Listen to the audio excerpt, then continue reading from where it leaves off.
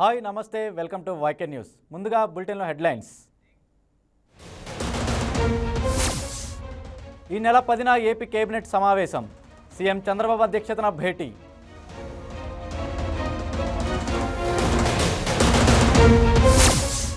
తెలంగాణ ప్రభుత్వానికి సుప్రీంకోర్టులో ఊరట. బీసీ రిజర్వేషన్లకు వ్యతిరేకంగా నమోదైన పిటిషన్లు తిరస్కరణ.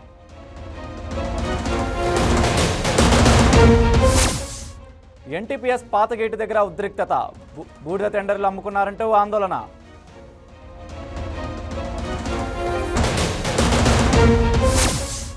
ఏసీబీ కోర్టులో మిథున్ రెడ్డి పిటిషన్. సిట్ స్వాధీనం చేసుకున్న పాస్పోర్ట్ని ఇప్పించాలని విజ్ఞప్తి.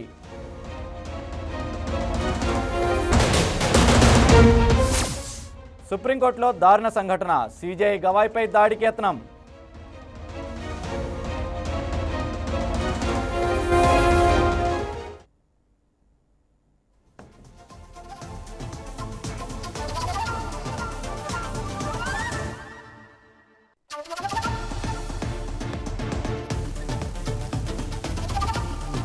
దేశ అత్యున్నత న్యాయస్థానం సుప్రీంకోర్టులో షాకింగ్ ఘటన చోటు చేసుకుంది. భారత ప్రధాన న్యాయమూర్తి బీఆర్ గవాయ్పై ఓ లాయర్ దాడికి యత్నించారు. సుప్రీంకోర్టులో విచారణ కార్యకలాపాలు జరుగుతుండగా సీజేఐపై ఓ లాయర్ షూ విసిరేందుకు యత్నించాడు. వెంటనే అప్రమత్తమైన భద్రతా సిబ్బంది సదరు లాయర్ను అడ్డుకొని బయటకు తీసుకెళ్లారు. ఓ కేసు విచారణ సందర్భంగా ఈ ఘటన చోటు చేసుకుంది.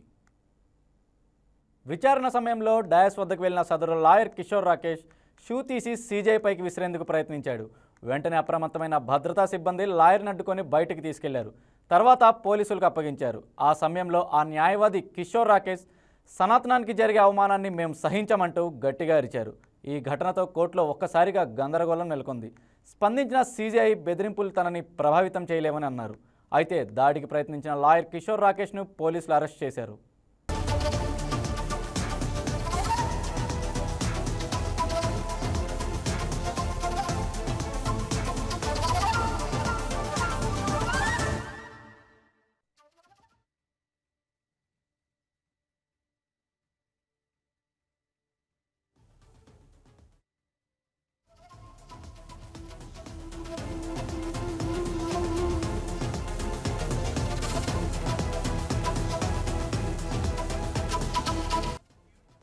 బీసీల రిజర్వేషన్లపై సుప్రీంకోర్టులో తెలంగాణ ప్రభుత్వానికి బిగ్ రిలీఫ్ లభించింది.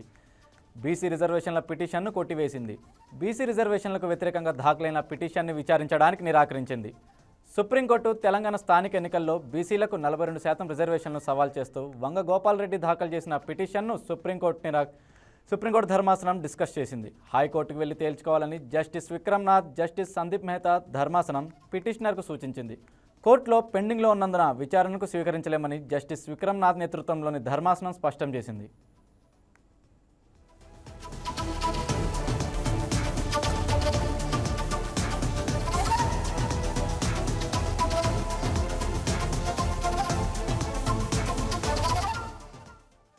హైకోర్టులో ఇదే అంశంపై 2 పిటిషన్లు పెండింగ్లో ఉన్నాయని రాష్ట్ర ప్రభుత్వం తరపున సీనియర్ న్యాయవాదులు సిద్ధార్థ దవే, అభిషేక్ సింఘ్వి, ఏడిఎన్ రావు సుప్రీంకోర్టు దృష్టికి తీసుకెళ్లారు.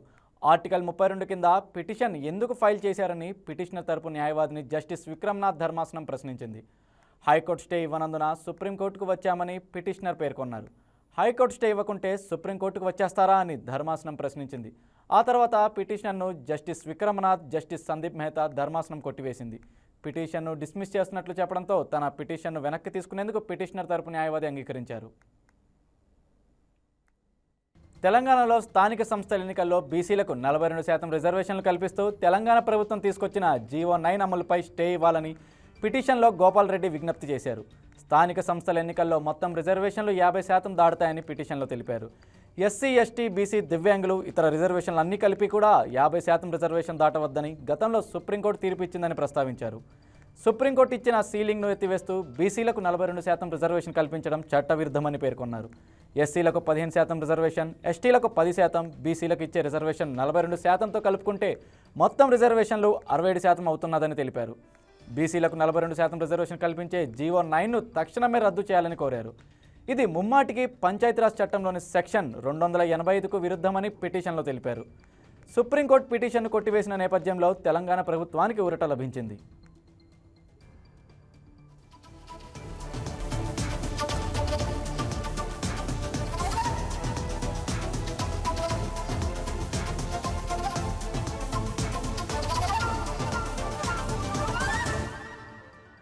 ఉమ్మడి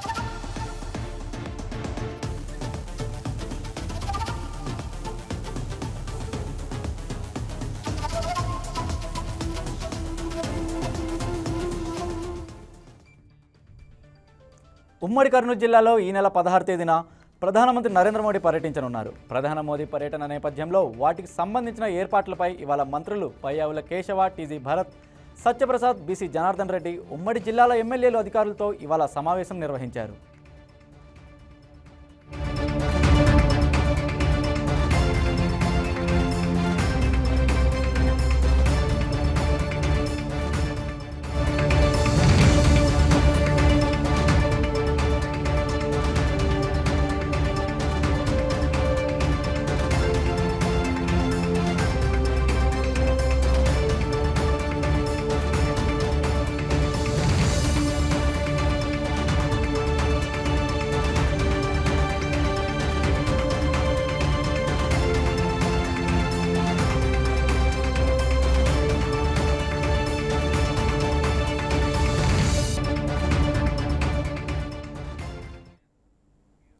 అంబేద్కర్ కోనసీమ జిల్లా ఐనవిల్లి మండలం వీరవల్లిపాలెం గ్రామంలో వైఎస్ఆర్ కాంగ్రెస్ పార్టీ సమావేశం ఉద్రిక్తలకు దారితీసింది. గ్రామంలోని రెండు వర్గాల మధ్య మాటల యుద్ధం చివరికి బాహాబాహిగా మారింది. కొందరు నాయకుల తీరుపై గ్రామ పెద్దలు మండిపడుతూ, ఎన్నికల సమయంలో మాత్రమే గ్రామంలో కనిపిస్తావు, తర్వాత అధికార పార్టీ నేతలతో కలుస్తావు, నీ వల్లే పార్టీ బలహీనమైందంటూ తీవ్ర ఆరోపణలు చేశారు. దీంతో వాగ్వాదం కాస్త తోపులాట్లకు దారితీసింది. ఒకరిపై ఒకరు బాహాబాహిగా దాడి చేసుకోవడంతో సమావేశం గందరగోళంగా మారింది. ఇక ఈ ఘటనతో గ్రామంలో రాజకీయ వేడి చెలరేగింది.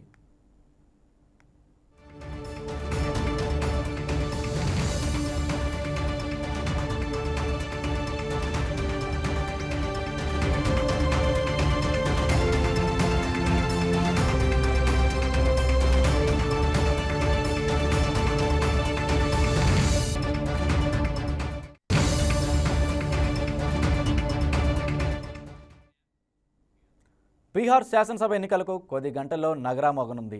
కేంద్ర ఎన్నికల సంఘం ఇవాళ షెడ్యూల్ ఖరారు చేయబోతుంది. సాయంత్రం 4 గంటలకు ఈసీ ప్రెస్ మీట్ నిర్వహించి ఎన్నికల తేదీలను ప్రకటిస్తుంది. ఈ మేరకు ఈసీ అధికారిక ప్రకటన విడుదల చేసింది. బీహార్లో మొత్తం 243 శాసనసభ స్థానాలున్నాయి. ప్రస్తుత అసెంబ్లీ గడువు వచ్చే నెల 22తో ముగుస్తుంది. నవంబర్ 22 తేదీకి ముందే పోలింగ్ నిర్వహిస్తామని ఇప్పటికే కేంద్ర ఎన్నికల ప్రధానాధికారి జ్ఞానేష్ కుమార్ వెల్లడించారు. మొత్తం 3 విడతల్లో ఎన్నికల పోలింగ్ జరిగే అవకాశం ఉంది. అసెంబ్లీ ఎన్నికల నిర్వహణ సన్నద్ధతను సమీక్షించేందుకు ఇప్పటికే సిఈసి బృందం 2 రోజుల పాటు బీహార్లో పర్యటించింది.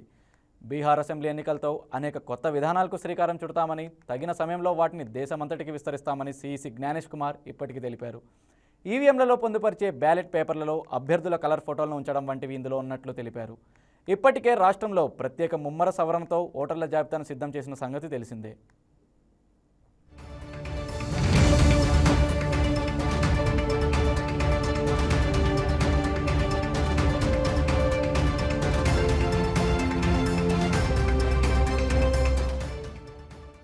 ప్రస్తుతం బీహార్లో ఎన్డీఏ ప్రభుత్వం అధికారంలో ఉంది.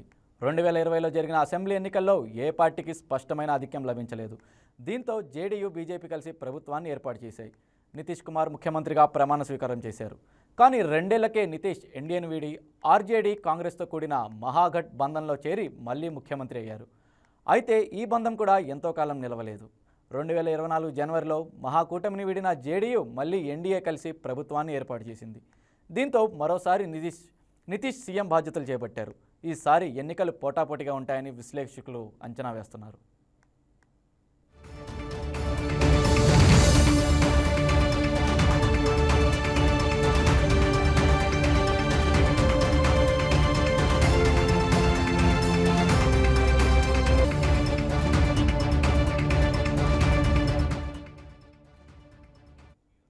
కర్నూలు జిల్లాలో రాష్ట్ర స్థాయి వాటర్ బోట్ స్పోర్ట్స్ పోటీలు ఘనంగా ప్రారంభమయ్యాయి. 4వ రాష్ట్ర స్థాయి క్రీడా పోటీలకు ఆతిథ్యం ఇచ్చిన కర్నూలు ఈ తరహా ఈవెంట్ను మొదటిసారి నిర్వహించడం ప్రత్యేక ఆకర్షణగా నిలిచింది. 3 ఏళ్ల కిందటే జిల్లాలో ప్రారంభమైన బోటింగ్ క్రీడ ఈ తక్కువ కాలంలోనే రాష్ట్ర స్థాయికి చేరుకోవడం గర్వకారణమైంది. పోటీల్లో జిల్లా ఆటగాళ్లు చూపిన ప్రతిభ ప్రేక్షకులను అలరించింది. నీటి మీద సాగిన ఉత్కంఠభరిత రేసులు క్రీడాభిమానులను ఉర్రూతలించగా, భవిష్యత్తులో మరిన్ని జాతీయ స్థాయి పోటీలకు వేదికగా కర్నూలు నిలుస్తుందన్న నమ్మకం వ్యక్తమైంది. ఇక ఇదే అంశంపై బోటింగ్ అసోసియేషన్ సభ్యులతో మా special correspondent Muralikrishna face to face. Kurnool జిల్లాను జల క్రీడల హబ్బుగా తీర్చిదిద్దేందుకు శాయశక్తులా ప్రయత్నిస్తున్నారు ఇక్కడ నిర్వాహకులు. ప్రస్తుతం కర్నూలు గార్గేపురం చెరువులో ఈ డ్రాగన్ బోట్ పోటీలను నిర్వహిస్తున్నారు. రాష్ట్ర స్థాయి డ్రాగన్ బోట్ పోటీలకు సంబంధించి ప్రస్తుతం ఇక్కడ ఏ విధంగా కొనసాగుతున్నాయి, ఈ క్రీడలు ఎట్లా ప్రారంభిస్తున్నారు, దీనికి సంబంధించి మరింత సమాచారం మనతో పాటు తెలుపడానికి ఇక్కడ ఉన్నటువంటి కొంతమంది అడిగి తెలుసుకునే ప్రయత్నం చేద్దాం. సార్ చెప్పండి సార్, అసలు ఈ డ్రాగన్ బోట్ అనేది చెప్పి క్రీడ అనేది ఎప్పుడు ప్రారంభించారు, ఎట్లా దీన్ని తీసుకొచ్చారు ఇక్కడ? డ్రాగన్ బోట్ క్రీడ ఒక 3 సంవత్సరాల ముందు తీసుకొచ్చాం రాష్ట్రంలో. ఇక్కడ కర్నూలుకి వచ్చేసరికి లాస్ట్ 6 మంత్స్ నుంచి మంచిగా డ్రాగన్ బోట్ ప్రాక్టీస్ చేస్తున్నారు అథ్లెట్స్. ఇప్పుడు కండక్ట్ చేస్తుంది 4th inter state championship kayaking, canoeing and dragon boat championship అనమాట. దీనిలో 220 మంది పార్టిసిపేట్ చేస్తున్నారు మొత్తం అథ్లెట్స్. ఓవరాల్గా అక్రాస్ ఆంధ్రప్రదేశ్ నుంచి వచ్చారు. చాలా హ్యాపీగా ఉంది. ఇక్కడ ఫస్ట్ గార్గేపురంలో చెరువులో ఇక్కడ ఫస్ట్ టైం స్టేట్ ఛాంపియన్షిప్ అవడం ఇదే ఫస్ట్ టైం. చాలా హ్యాపీగా ఉంది అండ్ అందరూ అథ్లెట్స్ మంచిగా పార్టిసిపేట్ చేస్తున్నారు. ఇక్కడ వచ్చేసరికి ఈ ఈవెంట్స్ వచ్చేసరికి ఈవెన్ పారా అథ్లెట్స్ కూడా పార్టిసిపేట్ చేయడం విశేషం. సార్, ముఖ్యంగా తీసుకోవాలంటే ఎవరైనా కానీ అథ్లెట్స్ కాకుండా మిగతా క్రీడాకారులు ఎవరైనా కానీ తీసుకోవాలన్నా కూడా వాళ్ళకి ఎట్లాంటి బాడీ ఫిట్నెస్ ఉండాలి, ఎట్లా శిక్షణ ఇస్తారు? జల క్రీడల్లో ముఖ్యంగా ఈత వచ్చి ఉండాలి బేసిక్ థింగ్. ఎందుకంటే నేల నుంచి ఇక్కడ నీటిలో ప్రాక్టీస్ చేయడానికి వాళ్ళకి వాళ్ళు సర్వే అవ్వడానికి ఈత వచ్చి ఉండాలి. ఆ తర్వాత వచ్చేసరికి మంచిగా ఫిట్నెస్ అప్పర్ బాడీ మంచిగా ఫిట్ ఉండాలి. హ్యాండ్స్ కానీ అప్పర్ బాడీ కానీ మంచిగా ఫిట్నెస్ ఉండి వాళ్ళు ఇక్కడ రాణించగలరు. మన స్టేట్ నుంచి చాలామంది క్రీడాకారులు నేషనల్ ఇంటర్నేషనల్ పార్టిసిపేషన్ చేశారు. నేషనల్ గేమ్స్లో కూడా మనకి మెడల్స్ వచ్చాయి. సో కర్నూలులో కూడా ఇది జలక్రీడలు డెవలప్ అవుతున్నాయి. నెక్స్ట్ నేషనల్ గేమ్స్లో చాలా మెడల్స్ వస్తాయని ఆశిస్తున్నాం.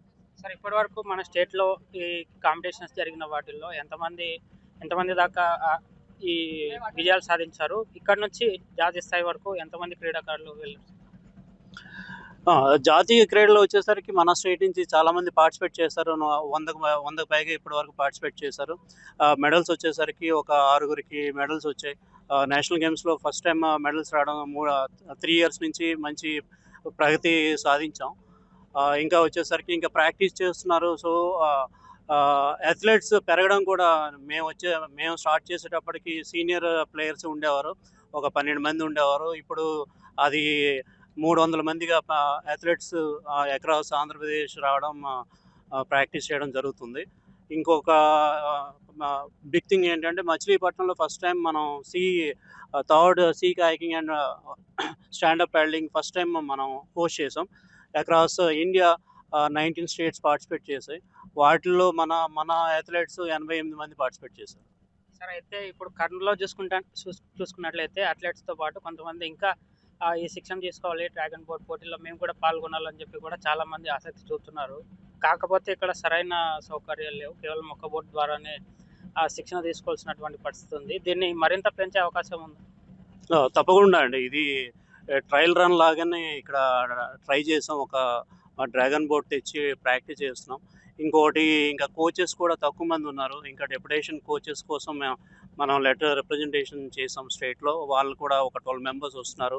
కర్నూలులో మనం కొంతమందిని కోచెస్ని డెప్యూట్ చేసిన తర్వాత బోట్స్ కూడా పెంచుతాం. ఎందుకంటే సేఫ్టీ వైజ్ మనం వాటర్లో ఉంటాం కాబట్టి coaches and lifeguard system కూడా ఉండాలి. అది పెంచిన తర్వాత మనం డ్రాగన్ బోట్స్ పెంచి అథ్లెట్స్ని కూడా ప్రోత్సహిద్దాం. ఎవరైనా పార్టిసిపేట్ చేయొచ్చు. మనం ఈ అసోసియేషన్ వరకు వచ్చేసరికి అందరికీ ఓపెన్, ఎవరైనా పార్టిసిపేట్ చేయడానికి ఉంటుంది. డిస్ట్రిక్ట్ లెవెల్, స్టేట్ లెవెల్లో. సో స్టేట్ లెవెల్లో ఏమైనా ప్రగతి సాధిస్తే నేషనల్ లెవెల్కి డైరెక్ట్ వెళ్తారు. సార్, ముఖ్యంగా మా కర్నూలు అసోసియేషన్ తరఫు నుంచి చాలా సాయశక్తుల వాళ్ళు కూడా ఇట్లా అథ్లెటిక్స్ కానీ మిగతా క్రీడాకారులకు కానీ బాగా ఈ ట్రైనింగ్ అనేది ఇస్తూ ఉన్నారు. కాకపోతే ఇంకా కాస్త వాళ్ళకి ఏదైనా సదుపాయాలు కానీ మెరుగైన అవకాశాలు కానీ కల్పిస్తే జాతీయ స్థాయిలో మంచి గుర్తింపు తెచ్చే విధంగా దీన్ని తీసుకెళ్తారని చెప్పి కూడా మేము ఆశిస్తూ ఉన్నాం. ఆ రకంగా మీరు కూడా స్టేట్ లెవెల్లో ఈ అసోసియేషన్కి ఇంకా సపోర్ట్ కావాలని మేము కూడా కోరుతున్నాం. అసోసియేషన్ నుంచి ఆల్వేస్ సపోర్ట్ ఉంటుంది. మేము ఈవెన్ స్పాన్సర్షిప్స్ తెచ్చుకుంటున్నాం. ఈ వాటర్ స్పోర్ట్స్ వచ్చేసరికి అన్ని కాస్ట్లీ అఫేర్, మీకు తెలిసిందే. డ్రాగన్ బోట్ నుంచి ఒక పెడల్ కాస్ట్ కూడా చాలా ఎక్కువ ఉంటుంది. అండ్ లైఫ్ జాకెట్స్ కానీ అదర్ లైఫ్ సేవింగ్ ఎక్విప్మెంట్ కానీ చాలా కాస్ట్ ఉంటుంది. కానీ మనం చాలా కాన్సన్ట్రేట్ చేస్తుంది పేద పిల్లల నుంచి ధనవంతుల వరకు ఎవరైనా ఇక్కడికి వచ్చి ప్రాక్టీస్ చేయించేటట్లు ఫ్రీగా ప్రాక్టీస్ చేసుకునేటట్లు మనం అవకాశం ఇస్తున్నాం. అది తప్పకుండా వచ్చే ఇయర్కి మా టార్గెట్ ఏంటంటే 1000 అబవ్ అథ్లెట్స్ మన ఆంధ్రప్రదేశ్లో ఉండాలి. అండ్ నేషనల్ గేమ్స్లో మనం మెడల్ విన్నింగ్ మెజారిటీ వాటర్ స్పోర్ట్స్లో ఉండాలని కోరుకుంటున్నాం. సార్, అయితే ఇప్పుడు ప్రస్తుతం ఇక్కడ జరుగుతున్నటువంటి స్టేట్ లెవెల్ మీట్లో ఎంతమంది క్రీడాకారులు పాల్గొన్నారు? ముఖ్యంగా ఈ కర్నూలుకు సంబంధించినటువంటి క్రీడాకారులు ఏ ప్లేస్లో నిలవచ్చని ఆశిస్తున్నారు? టోటల్గా ఇప్పుడు వచ్చేసరి 220 మంది అథ్లెట్స్ పాల్గొన్నారు, ఇంక్లూడింగ్ పారా అథ్లెట్స్ కూడా పాల్గొన్నారు. కర్నూలుకి వచ్చేసరికి చాలా ఉత్సాహంగా ఉన్నారు. కర్నూలు మేజర్లీ మనకి ఇప్పుడు 35 అథ్లెట్స్ వరకు పాల్గొన్నారు. వాళ్ళకి మెడల్స్ కూడా కొంతమందికి వచ్చాయి. డ్రాగన్ బోర్డ్లో కూడా ఇంకా ఇప్పుడు కాంపిటీషన్ అవుతుంది. డ్రాగన్ బోర్డ్లో కూడా కర్నూలుకి వచ్చే ఛాన్స్ ఉంది. సార్, మీరు చెప్పండి సార్, యాజ్ ఏ అసోసియేషన్ సెక్రటరీగా ఇప్పుడు మన కర్నూలు టీం ఏ ఏ ఏ స్టేజ్లో నిలవచ్చు అని ఆశిస్తున్నారు? డెఫినెట్గా మేము మా కోచ్ శేఖర్ గారు అలాగే బలరామ్ నాయుడు గారి బ్లెస్సింగ్స్తో డెఫినెట్గా మేము స్టేట్ లెవెల్లో ఫస్ట్, సెకండ్, థర్డ్ ప్లేసెస్లోనే ఉంటామని ఎక్స్పెక్ట్ చేస్తున్నాం. ఎందుకంటే ఇప్పుడు దాకా జరిగిన క్వార్టర్ ఫైనల్స్ ఈ మ్యాచెస్ కూడా కర్నూలు టీం మంచిగా టైమింగ్ ఇచ్చింది. We're expecting gold and silver అండి. ఎందుకంటే మిక్స్డ్ టీంలో కానివ్వండి, సీనియర్ మెన్లో కానివ్వండి, జూనియర్ మెన్లో కానివ్వండి, రెండు టీమ్స్ కూడా కర్నూలు టీమ్స్ చాలా స్ట్రాంగ్ ఉన్నాయి. కేవలం మేము 9 months నుంచి మా కోచ్ శేఖర్ గారి ఆధ్వర్యంలో కేవలం మార్నింగ్ ఈవినింగ్ ట్రైనింగ్ చాలా స్ట్రిక్ట్గా చేశారు కోచ్ గారు. చూస్తున్నారు కదా, ఏదైతే జల క్రీడలకు సంబంధించి స్టేట్ లెవెల్ కాంపిటీషన్కి సంబంధించి కర్నూలు జిల్లా గార్గేపురం చెరువు వేదిక అయింది. ఈ పోటీలలో ఖచ్చితంగా కర్నూలు జిల్లా జట్లతో పాటు మిగతా వాళ్ళు కూడా అద్భుతమైన విజయాన్ని సాధిస్తారని ఆశిస్తున్నారు. అయితే ఈ స్టేట్ లెవెల్ మీట్తో పాటు ఇంకా ఎక్కువ మీట్స్ ఇక్కడ జరిపి ఇది ఒక క్రీడా హబ్గా తీర్చిదిద్దేందుకు శాయశక్తుల అసోసియేషన్ తరఫున మేము కూడా కృషి చేస్తామని చెప్పి ఇక్కడ ఉన్నటువంటి వారు తెలుపుతున్నటువంటి పరిస్థితి. వీడియో జర్నలిస్ట్ లోకేష్తో మురళీకృష్ణ, వైకే టీవీ, కర్నూలు. ఇప్పుడు బ్రేకింగ్ న్యూస్ చూస్తున్నాం. విజయవాడ హైదరాబాద్ జాతీయ రహదారిపై వరుసగా రెండో రోజు కూడా భారీగా ట్రాఫిక్ జామ్ ఏర్పడింది. నల్గొండ జిల్లా చిట్యాల నుంచి పెదకాపర్తి వరకు సుమారు 4 కిలోమీటర్ల మేర రాకపోకలు స్తంభించిపోయాయి. దీంతో వాహనాలు నెమ్మదిగా కదులుతున్నాయి. పెదకాపర్తి, చిట్యాల వద్ద వంతెన నిర్మాణ పనుల వల్ల ఈ సమస్య ఏర్పడింది. దసరా సెలవుల తర్వాత ప్రయాణికులు నగర బాట పడడంతో వాహనాల రద్దీ నెలకొంది. మరోవైపు పతంగి టోల్ ప్లాజాతో పాటు చౌటప్పల్, దండు మల్కాపురం వద్ద వాహనాలు నెమ్మదిగా కదులుతున్నాయి. పోలీసుల వాహనాల రద్దీని క్రమబద్ధీకరించే ప్రయత్నం చేస్తున్నారు. దరాబాద్లోని ఎల్బీ నగర్, చింతలకుంట నుంచి కొత్తపేట వరకు భారీగా ట్రాఫిక్ జామ్ ఏర్పడింది. చింతలకుంట పై వంతెనపై ట్రావెల్స్ బస్సులు నిలిచిపోయాయి. ట్రాఫిక్ జామ్ కారణంగా తీవ్ర ఇబ్బందులు ఎదురవుతున్నాయి.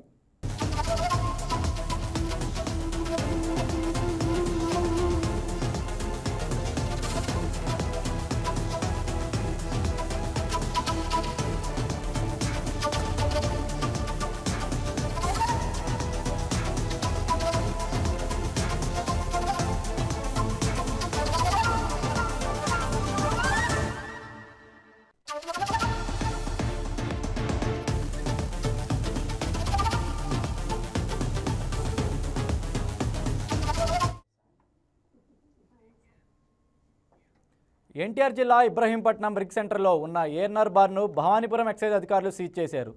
చిత్తూరు జిల్లా ములకల చెరువుకు చెందిన అదేపల్లి జనార్దన్ ఏఎన్ఆర్ బార్ను ఇబ్రహీంపట్నంలో నడుపుతున్నారు. జనార్దన్ ఇప్పటికే చిత్తూరు జిల్లాలో ఒక బార్ను నడుపుతుండగా అక్కడ నకిలీ మద్యం నిల్వ ఉండడంతో ఎక్సైజ్ శాఖ అధికారులు ఆ బార్ను సీజ్ చేసి జనార్దన్ను A1గా కేసుకు నమోదు చేశారు. అయితే జనార్దన్ నడుపుతున్న ఇబ్రహీంపట్నం ఏఎన్ఆర్ బార్లో కూడా నకిలీ మద్యం ఉందన్న సమాచారం భవానీపురం ఎక్సైజ్ అధికారులకు అందింది. ఈ నేపథ్యంలోనే ఏఎన్ఆర్ బార్ పై ఎక్సైజ్ అధికారులు ఆకస్మికంగా తనిఖీలు నిర్వహించారు. ఈ బార్లో నకిలీ మద్యం ఉందన్న విశ్వసనీయ సమాచారం అందడంతోనే తాము తనిఖీలను ఆకస్మికంగా నిర్వహించామని ఎక్సైజ్ అధికారులు తెలిపారు. ఈ సందర్భంగా భవానీపురం ఎక్సైజ్ శాఖ అధికారులు బార్లో ఉన్న స్టాక్ను చెక్ చేశారు. కాగా అదేపల్లి జనార్దన్ పరారీలో ఉన్నాడు.